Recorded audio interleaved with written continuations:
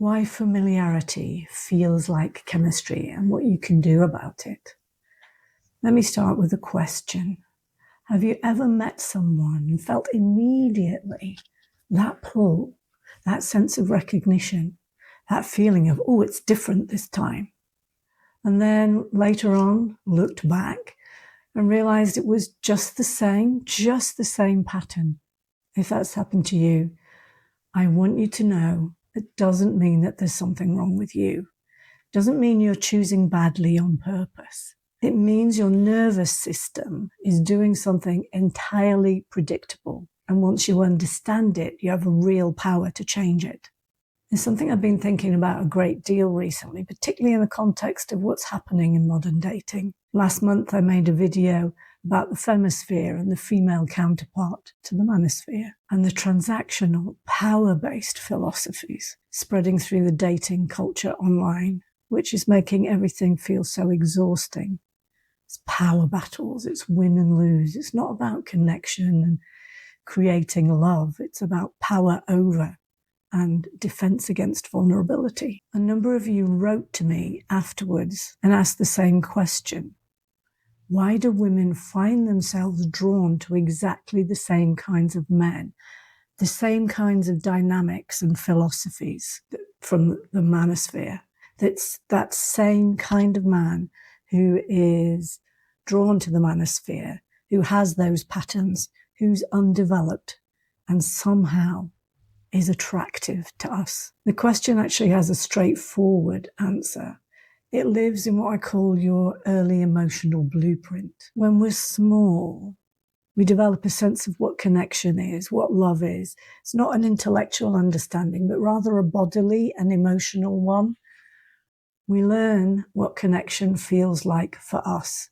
We learn what to expect from the people whose care we were in. If that care was consistent, warm and present, we tend to develop a fairly secure internal blueprint. And that's really good for our relationships because those are the qualities we'll look for and feel at home with. We can find it, we can recognize it, and we can know it's genuinely good. But if the care that we received was inconsistent, emotionally withholding, critical, or absent, even in subtle ways, we develop a very different kind of template. It's one where love has a quality of distance, unpredictability, or that we even need to earn it. There's a sense that we may never be chosen. We have to work hard.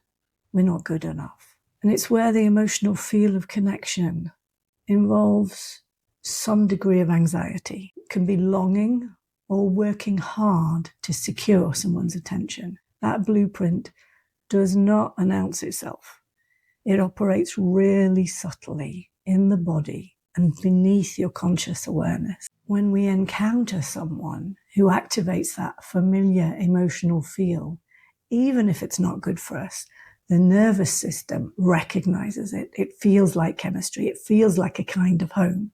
It feels exciting and energizing, but actually it's hollow. A woman with an anxiously attached nervous system shaped by her early blueprint, inconsistency or emotional unavailability in early life, which is most of us actually, but we can be particularly vulnerable to those dynamics. And ones like the intermittent reinforcement of a man who is attentive and then withdraws, or the intensity of performing and trying to achieve emotional ability.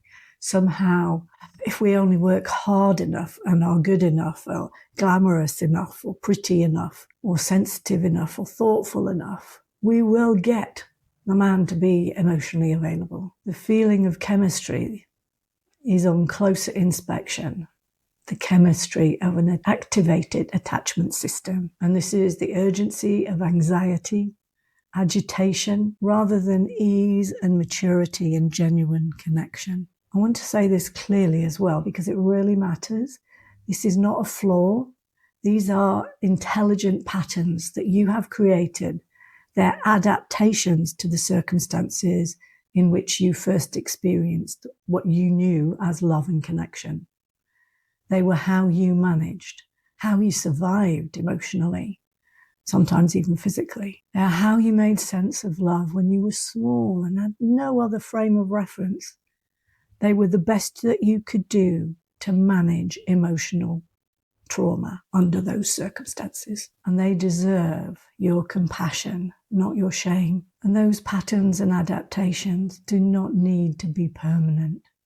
When we women do our inner work, something remarkable shifts. We start to flourish. Our nervous system recalibrates, calms down. And what once felt like chemistry, that intensity, that urgency, excitement and exercisedness, the pull of someone hard to reach, it begins to feel like what it actually is, anxiety. We stop mistaking it for love. At the same time, something that we once felt was too quiet, too subtle, too easy, possibly even boring. The man who calls when he says he will is generally interested in your inner world, who makes you feel safe rather than on edge. He begins to feel attractive. And it's not just intellectually, but also in your body, in your nervous system, and then in your passion. You can open and be soft and really receive. It's not sports sex or show sex. It's true loving connection. It can be spiritual, can be very romantic, very vulnerable, and very powerful. And that shift is one of the most profound I witness in the work that I do. It's not about lowering your standards or settling. It's about evolving beyond the patterns that have kept you from what you actually want. The innovatory programs that I coach, Calling in the One and Conscious Uncoupling, work at that empowering and expansive level. It's not just at the level of strategy or behavior, though we do that too, but this is at the level of the emotional blueprint itself. We complete what is unfinished. We allow you to move through stages of emotional development to reach a much greater security. We help you release what is no longer yours to carry, that old baggage from the past. You'll then be choosing your partner from your adult self rather than from your undeveloped, frightened, lost, or longing parts from childhood, the ones who learned their first lessons about love long before you had any real conscious knowledge of the matter. I've been exploring many of these themes in a broader context too. I recently contributed to a book called The Feminine Arts, Demystifying Manifestation and Intuition. And it looks at how women call in what they're truly ready for in both life and love. The link is in the description. And if any of this has resonated, I would love for you to join my newsletter. I write once a week about the inner work of love to inspire and encourage you to grow beyond those old restrictive patterns. You can sign up and receive my free Dating with Clarity guide at the link below. See you next week.